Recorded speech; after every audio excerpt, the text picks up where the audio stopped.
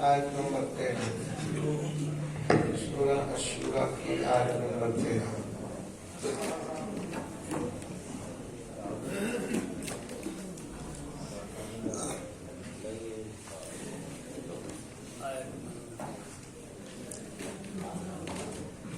أعوذ بالله من الشيطان الرجيم.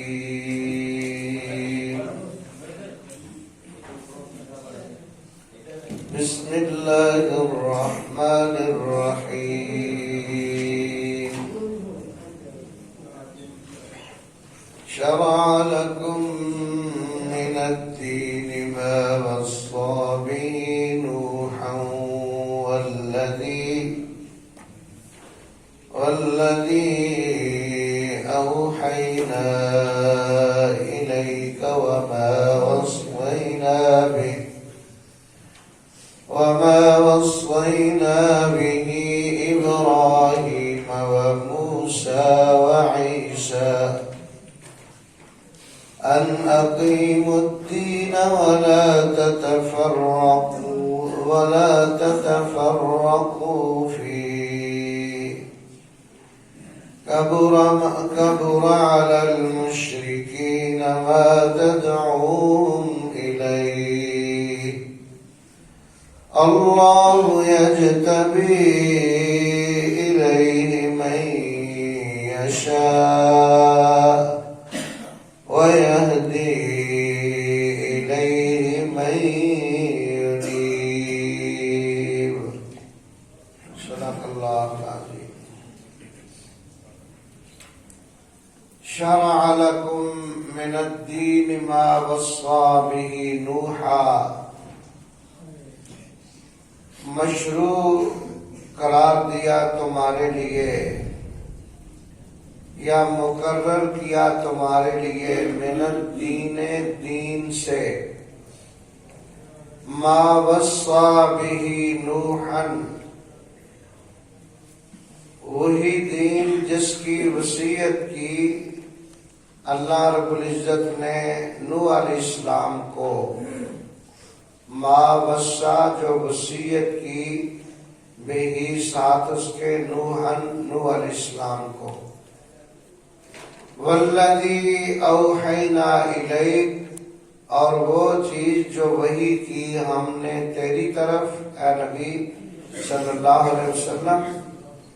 وما وصینا بہ ابراہیم اور جو وہی وصیت کی ہم نے جس دین کے بارے ابراہیم علیہ السلام کو موسیٰ علیہ السلام کو اور عیسیٰ علیہ السلام کو. ان اقیم الدین یہ کہ قائم کرو دین. ولا تتفرقوا فیہ اس دین میں تفرقہ نہ کرو جدائیاں نہ ڈالو علیحدہ کرو نہ بنو. کبر علی المشرکین بوجھل ہے زیادہ یہ وزنی چیز ہے زیادہ مشکل چیز ہے مشرکوں پر. ما تدعوہم الیہ جس کی طرف تم ان کو بلاتے ہو دعوت دیتے ہو. مشرکین کو یہ بات بڑی بوجھل محسوس ہوتی ہے جب تم ایک اللہ کی توحید کی انہیں دعوت دیتے ہو. یہ مشرکین کو اچھی نہیں لگتی. کبر علی المشرکین بوجھل ہے اوپر مشرکین کے. ما تدعوہم الیہ وہ چیز جس کی طرف تم ان کو دعوت دیتے ہو. اللہ یجتبی الیہ من یشاء اللہ چن لیتا ہے اپنی طرف یا اللہ منتخب کر لیتا ہے اپنی طرف اپنے دین کی طرف. من یشاء جس کو چاہتا ہے. ویہدی الیہ اور رہنمائی کرتا ہے اس دین کی طرف. من ینیب جو رجوع کرتا ہے یا جو اللہ کی طرف پوری طرح متوجہ ہو جاتا ہے. ہماری خوش قسمتی ہے کہ اللہ نے ہمیں اپنے دین کے لیے چنا ہے، دین کے لیے منتخب فرمایا ہے۔ آپ دیکھ لیں کہ قرآن کی مجلس میں وہی بیٹھتے ہیں جن کو اللہ منتخب کر لیتا ہے، چن لیتا ہے۔ یہ بات میں اکثر کہتا رہتا ہوں۔ خانہ کعبہ طواف کرنے والے جو مناظر ہیں، اس طواف کے بندہ الگ بیٹھ کے تو ان لوگوں کی طرف دیکھے جو اللہ کے گھر کا طواف کر رہے ہیں، تو یہ بات دل دماغ میں اتر جاتی ہے کہ واقعی پوری دنیا سے، دیہاتوں سے، شہروں سے، مختلف ملکوں سے اللہ ان مہمانوں کو اپنے گھر کے طواف کے لیے چن کر لایا ہے، منتخب کر کے لایا ہے۔ تو یہ جو آپ لوگ بیٹھے ہیں یہاں قرآن کی تعلیم کے لیے، آپ کو بھی اللہ نے چنا ہے۔ دین کے لیے اللہ ہی توفیق دیتا ہے، اللہ ہی اپنے دین کی طرف رہنمائی۔ تو اس بندے کو اللہ اپنے دین کی طرف لاتا ہے، چنتا ہے، اس کا انتخاب کرتا ہے۔ جو بندہ اس دین کی محبت، الفت اپنے دل میں رکھتے ہوئے اللہ کی طرف رجوع کرتا ہے۔ مانگنے والوں کو ہم دنیا نہیں دیتے ہیں۔ مقصد یہ ہے کہ کوئی طلبگار تو ہو اس کی رحمت کا، کوئی طلبگار تو ہو اس کے فضل و کرم کا، کوئی طلب تو رکھے علم کی طلب، علم کی پیاس، علم کی خواہش تو رکھے۔ پھر اللہ رب العزت فرماتے ہیں میں اس کا شرح صدر کر دیتا ہوں، اس کا سینہ کھول دیتا ہوں۔ یہاں آج بڑی ایک اہم بات آپ نے اپنے دل دماغ میں بٹھانی ہے۔ اللہ رب العزت اس آیت مبارکہ میں اس چیز کی وضاحت فرما رہے ہیں۔ اے امت محمدیہ کے لوگوں، یہاں خطاب امت محمدیہ کے لوگوں کو، ہمیں خطاب ہے۔ آپ سب یہ سمجھے کہ مجھے اللہ میرا مخاطب کر کے یہ حکم فرما رہا ہے۔ شرع لکم، اللہ نے مشروع کیا تمہارے لیے، یا مقرر کیا تمہارے لیے، یا نظام بنا دیا تمہارے لیے۔ مشروع کا معنی قانون بھی ہوتا ہے، قانون کے بعد تمہارے لیے ایک ایسا قاعدہ کلیہ اللہ نے تیار کر دیا ہے۔ من الدین، دین سے مقرر کر دیا تمہارے لیے، دین سے۔ ما وصی بہ نوحا، کون سا دین؟ جس دین کے بارے میں اللہ نے اپنے نبی نوح علیہ السلام کو وصیت فرمائی، اور وہ چیز جو ہم نے تیری طرف وحی کی اے میرے نبی صلی اللہ علیہ وسلم، یہ صرف تیری طرف ہی نہیں بلکہ وما وصینا بہ ابراہیم، اور جو ہم نے وصیت کی جس دین کے بارے ابراہیم کو، موسیٰ کو، عیسیٰ علیہ السلام، ان انبیاء کو، ان کو بھی ہم نے دین کی وصیت کی، دین کی نصیحت کی، ان کو بھی ہم نے دین کی طرف بلایا۔ ان اقیم الدین، یہ کہ دین پر قائم ہو جاؤ، اپنے دین کو نہیں چھوڑنا، اپنے دین پر پکے ہو جاؤ۔ کن کی طرف اللہ نے وحی کی؟ کن کی طرف کی؟ ابراہیم علیہ السلام، موسیٰ علیہ السلام، عیسیٰ علیہ السلام، دیگر انبیاء کا نام بھی لیا، اور آخر پر فرمایا اسی جس دین کی دعوت میرے باقی نبی دیتے رہے، اسی دین کی دعوت دینے کے لیے آخر پر میں نے انتخاب کیا تو اپنے نبی حضرت محمد رسول اللہ صلی اللہ علیہ وسلم کا انتخاب کیا۔ اور پھر جب اللہ کے نبی آخری پیغمبر دنیا سے رحلت فرما گئے تو میں نے یہ ڈیوٹی، دین پہنچانے کی ڈیوٹی کس کی لگائی؟ العلماء ورثۃ الانبیاء، نبیوں کی ڈیوٹی کے بعد اللہ نے علماء کی ڈیوٹی لگا دی۔ علماء کے ساتھ ساتھ امت کے ہر فرد کی ڈیوٹی لگا دی۔ یہ بات ذرا سمجھیں، آپ اپنے آپ کو بری نہ سمجھیں۔ اللہ کے رسول صلی اللہ علیہ وسلم کو یہ خطاب بھی ہوا ہے، اور قرآن میں اللہ تعالیٰ نے ڈائریکٹ مسلمانوں کو، اپنے نبی کی امت کو خطاب کیا۔ کنتم خیر امت، یہ کن کو خطاب ہے؟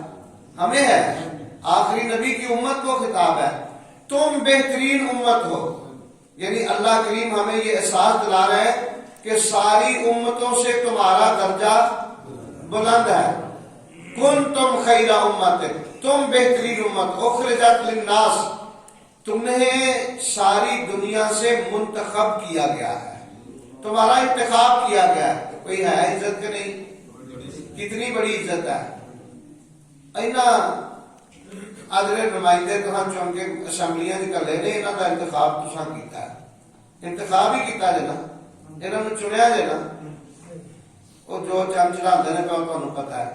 اللہ کریم فرماتے ہیں امت محمدیہ کو میں نے سارے نبیوں کی امتوں سے میں نے منتخب کیا ہے. میں نے اس کا انتخاب کیا. کس کام کے لیے؟ اس کام واسطے کہ تأمرون بالمعروف وتنہون عن المنکر. تمہاری ذمہ داری ہے کہ تم نیکی کی دعوت تم نے دینی ہے، برائی سے تم نے منع کرنا ہے. کرتے ہو نہیں نا؟ جس کام واسطے اللہ نے سانو منتخب کیتا ہے وہ کام اسی نہیں نہ کرتے.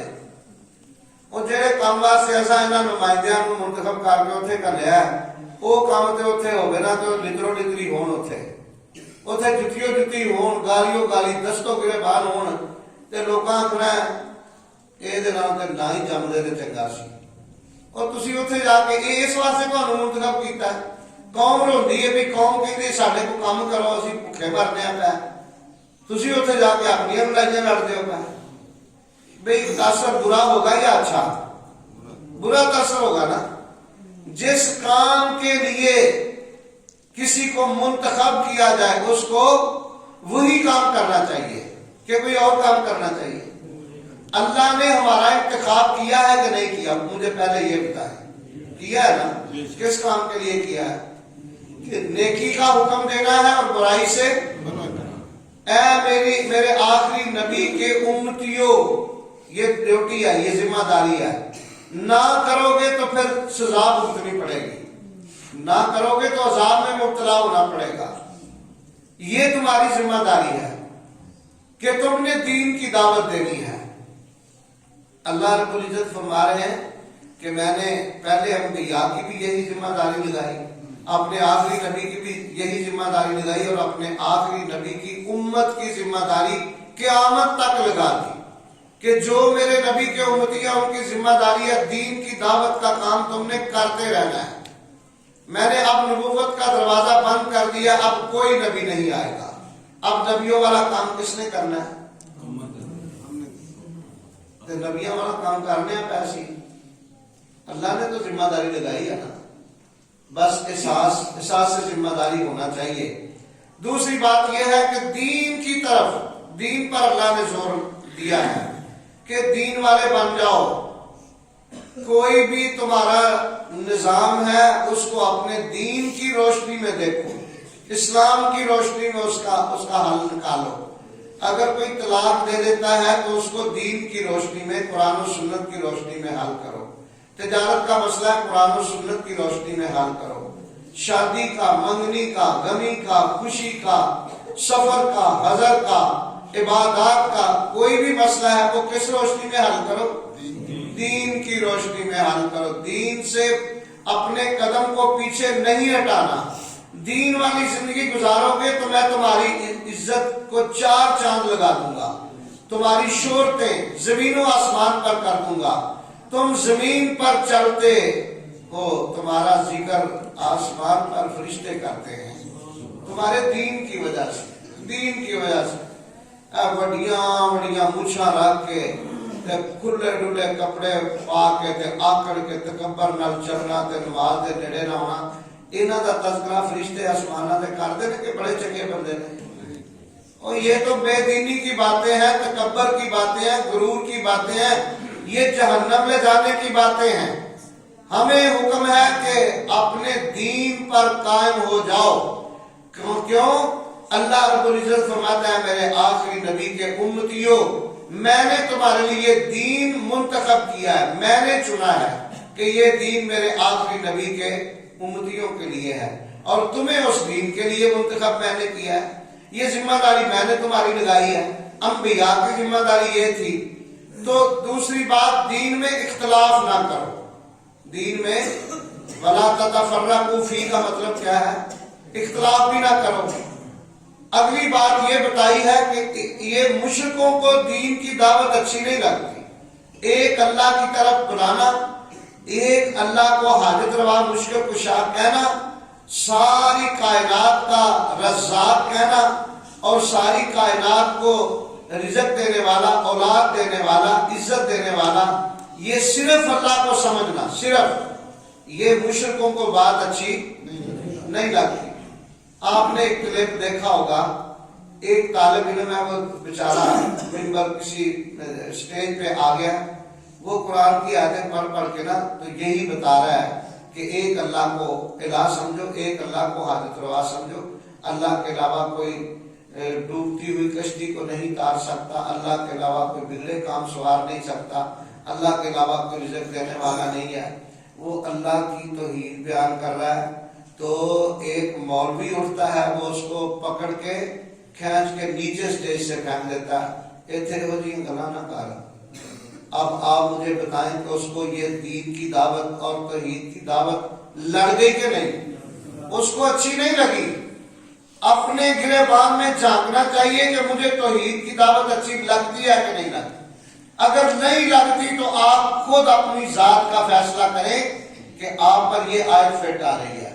کبر علی المشرکین، مشرکوں پر یہ بات بوجھل ہوتی ہے، ما تدعوہم الیہ، جس کی تم دعوت دیتے ہو۔ دعوت اللہ کے نبی توحید کی دعوت دیتے تھے نا، ایک اللہ کی طرف بلاتے تھے، آپ کچھ ان سے مانگتے تو نہیں تھے۔ تو یہ ان کو بہت بری لگتی تھی مشرکین مکہ کو۔ اور کیوں لگتی تھی؟ کہتے تھے ہمارے باپ دادا یہ کام کرتے آ رہے ہیں تو ہم نے تو اپنے آباء و اجداد کا دین نہیں چھوڑنا، تیرے دین پر اے محمد ہم نہیں آئیں گے۔ تو ہمیں صرف ایک اللہ کی طرف بلاتا ہے، اور یہ جو ہمارے 360 انہوں نے اپنے الہ بنا رکھے تھے، اپنے حاجت روا سمجھتے تھے، اور خود ان کو جاڑتے پونتے تھے، ان کی گرد و غبار ان سے جسموں سے صاف کرتے تھے۔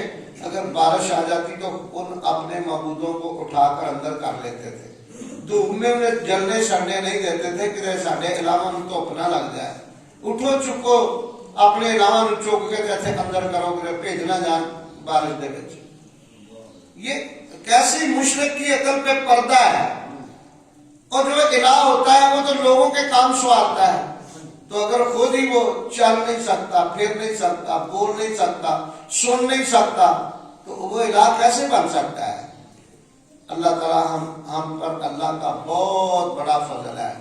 اور یقین جانے آج کے درس کا یہ خلاصہ میں آپ کو بتا دوں، جس بندے کو اللہ نے توحید کا نقطہ جس کے ذہن میں بٹھا دیا کہ وہ اللہ کو ایک سمجھتا ہے، وحدہ لا شریک سمجھتا ہے، وہ اللہ کو حاجت روا سمجھتا ہے، وہ اللہ کو مشکل کشا سمجھتا ہے، نبی کریم صلی اللہ علیہ وسلم کو آخری نبی سمجھ کر ساری دنیا سے بڑھ کر پیار کرتا ہے، قرآن کے ساتھ محبت کرتا ہے، اس کے جنت جانے میں کوئی چیز رکاوٹ انشاءاللہ نہیں بن سکتی۔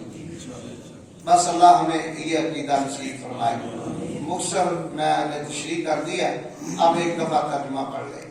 شرع لکم من الدین ما وصی بہ نوحا، مشروع قرار دیا یا مقرر کر دیا تمہارے لیے دین سے، یعنی دین کا وہ راستہ اللہ نے تمہارے لیے مقرر کر دیا، ما وصی بہ نوحا، جس کی وصیت کی تھی اللہ نے نوح علیہ السلام کو، والذی اوحینا الیک، اور وہ چیز جو ہم نے تیری طرف وحی کیا ہے نبی صلی اللہ علیہ وسلم، وما وصینا بہ ابراہیم، اور جو ہم نے جس چیز کے بارے میں جس دین کے بارے میں وصیت کی ابراہیم اور موسیٰ اور عیسیٰ علیہ السلام کو، ان اقیم الدین، یہ کہ قائم کرو، اپنے دین کو قائم کرو، دین پر پکے ہو جاؤ، ولا تتفرقوا فیہ، اس میں تفرقے نہ پیدا کرو، تفرقے نہ ڈالو۔ یہ فرقہ واریت جو بنی ہوئی ہے نا ہمارے یہاں، یہ بہت نقصان دہ ہے۔ ہمارا قرآن ایک ہے، ہمارا نبی ایک ہے، ہمارا دین ایک ہے، ہمارا سارا سلسلہ ایک ہے، الہ ایک ہے، تو ہم مسلمانوں نے آپس میں اتنے اختلاف اور جدائیاں ڈال رکھی ہیں کہ ایک دوسرے پہ کفر کے فتوے لگاتے ہیں۔ چاہیے یہ کہ ہم ایک پلیٹ فارم پہ جمع ہو جائیں اور ہم ایک قرآن، ایک نبی، ایک الہ کے پیچھے چلیں، سارے معاملے انشاءاللہ بہتر ہو جائیں گے۔ کبر علی المشرکین، بوجھل ہے مشرکوں پر، وہ چیز ما تدعوہم الیہ جس کی طرف تم ان کو بلاتے ہو، دعوت دیتے ہو، یعنی توحید کی دعوت ان کے لیے بڑی بوجھل ہے۔ اللہ یجتبی الیہ من یشاء، اللہ چنتا ہے اپنی طرف یعنی اپنے دین کی طرف جس کو چاہتا ہے، ویہدی الیہ اور رہنمائی کرتا ہے اس دین کی طرف، من ینیب جو بندہ رجوع کرنے والا ہے یا کرتا ہے، یعنی جڑا اللہ پر رجوع کر لیتا ہے نا، دھیان کر لیتا ہے، اللہ وہی آپ رہنمائی کرتا ہے۔ اللہ سارے سارے جنہیں بچے بڑے جوان خواتین و حضرات اللہ دین تے سانو پکیا رہن دی توفیق عطا فرمائے۔ واخر دعوانا